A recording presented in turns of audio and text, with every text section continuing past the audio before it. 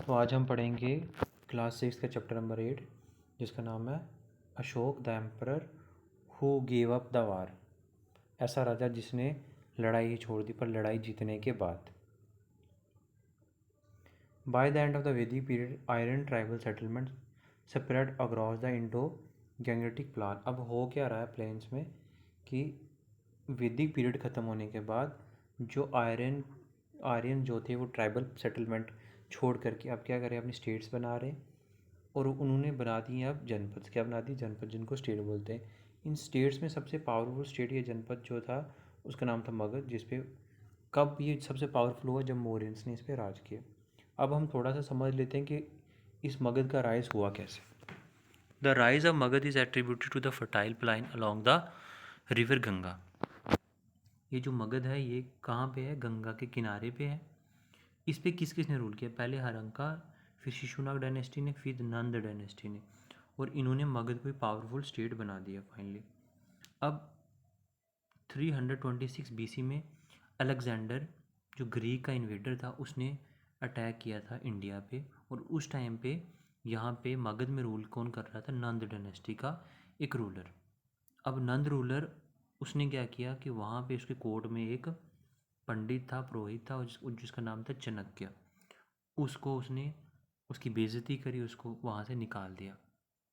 पर उसने उसका बदला लिया और चंद्रगुप्त की मदद से उसने नंद डायनेस्टी को ख़त्म कर दिया और मौर्यन एम्पायर की एस्टेब्लिशमेंट कर दी 321 बीसी में। और कैपिटल बना दी अपनी पाटलिपुत्र, जिसको आज पटना बोला जाता है। चंद्रगुप्त ने कैप्चर किया था पंजाब, गुजरात, अफगानिस्तान। ही इवन डिफीट ग्रीक रूलर। अब उसने ग्रीक रूलर एक सेल्सस था, उसको भी 305 बीसी में डिफीट किया था। बाद में उसकी बेटी से शादी भी कर ली थी। आफ्टर रूलिंग 25 ईयर्स, 25 साल रूल करने के बाद चंद्रगुप्त ने क्या किया? जैन धर्म को अडॉप्ट कर लिया था और वो एक साधु बन गए थे। And gave up his kingdom to his son Bindusara, who further expand it southwards. अब 25 साल रूल करने के बाद चंद्रगुप्त ने क्या किया? वो साधु बन गए खुद, और अपने बेटे बिंदुसार को अपना राजपाट दे करके खुद जंगल में चले गए थे। और बाद में भूख की वजह से उनकी डेथ हो गई थी, क्योंकि वो जंगल में ही रहते थे। अब इस कहानी में एक नया करेक्टर आ जाता है जिसका नाम है अशोक। अब अशोक जो मेन हीरो है हमारी आज की कहानी का। अब इसमें क्या होता है कि अशोक फ्रॉम अ वॉरियर, अब एक योद्धा से वो कैसे एक मैसेंजर बन जाते हैं शांति का, ये समझते हैं हम इसमें। बिंदुसार को सक्सीड करते हैं उनका बेटा अशोक। अब चंद्रगुप्त का बेटा बिंदुसार, बिंदुसार का बेटा अशोक। अभी अशोक जो है ये मौर्य एम्पायर का सबसे खतरनाक रूलर है, सबसे ग्रेटेस्ट रूलर है। इसने क्या किया? मिलिट्री कैंपेन किया कलिंग के खिलाफ, जो आजकल उड़ीसा में, आजकल के उड़ीसा को मिला लो तो ये कोस्टल प्लेन था। आफ्टर डिफीटिंग इट ही सा पूल ऑफ ब्लड। अब जब इसने कलिंग में लड़ाई लड़ी और इनको हरा दिया कलिंग के लोगों को, तब उसने देखा कि वहाँ पे खून की नदियाँ बह रही हैं। जब उसने लार्ज स्केल पे इतनी किलिंग देखी तो अशोक का दिल जो था वो बाद में बुद्धिज़्म की तरफ आ गया। उसने सोचा कि बिना मतलब के बहुत से लोग लड़ाई में मारे जाते हैं। अब उसने क्या किया कि उसने बुद्धिज़्म को अडॉप्ट कर लिया और उसकी टीचिंग्स फैलाना शुरू कर दी जगह जगह, सिर्फ इंडिया में नहीं बल्कि अब्रॉड में भी, बाहर भी। हिज फिलोसफी कॉल्ड दम, और जो उसने फिलोसफी अडॉप्ट की उस फिलोसफी का नाम था Dhamma. Who was propagated all over. He preached peace. वो क्या करता था? शांति की बात करता था, टॉलरेंस की बात करता था, और वायलेंस को छोड़ने की बात करता था। बोलता था कि एनिमल्स का सेक्रीफाइस नहीं करना, हमें रिस्पेक्ट करनी चाहिए स्लेव्स की। ओके। उसके बाद वो क्या करता है? ही सेंड मिशनरीज कॉल्ड दम महामंतास। अब उसने जो मिशनरीज सेंड किए श्रीलंका में, बर्मा में, साउथ ईस्ट एशियन कंट्रीज़ में इस बुद्धिज़्म को प्रोपोगेट करने के लिए। अब पढ़ेंगे मौर्यन की एडमिनिस्ट्रेशन कैसी थी, उसमें राज कैसे किया जाता था। अब सेंट्रल एडमिनिस्ट्रेशन को हेड करता था किंग, जो सुप्रीम जज था और लॉ गिवर था। The king appointed several officers. अब क्या करता था? किंग ही अपॉइंटमेंट करता था मंत्रीज की और अमंत्याज की, जो उसकी हेल्प करते थे। The provisional administration was headed by the governor. अब जो प्रोविंसेस की एडमिनिस्ट्रेशन थी उसका हेड था governor, who was generally a Kumar or Aryaputra. अब क्या था? जनरली कौन होता था? एक किसी राजा का, उसी राजा का बेटा या उसका कोई रिश्तेदार ही होता था। The provinces were divided into districts. अब प्रोविंसेस डिवाइड होते थे डिस्ट्रिक्ट्स में, जिस डिस्ट्रिक्ट्स को क्या बोला जाता था? जनपद्स बोला जाता था। It had 3 important officers. अब इसमें भी 3 इंपॉर्टेंट ऑफिसर हुआ करते थे। उसके बाद हम बात करते हैं मिलिट्री सिस्टम की। मिलिट्री सिस्टम कैसा था? मिलिट्री सिस्टम में the Mauryan establish a vast empire with a powerful army. अब इतना बड़ा एम्पायर बनाने का कारण ये था कि उनके पास जो उनकी आर्मी थी वो बहुत स्ट्रांग थी।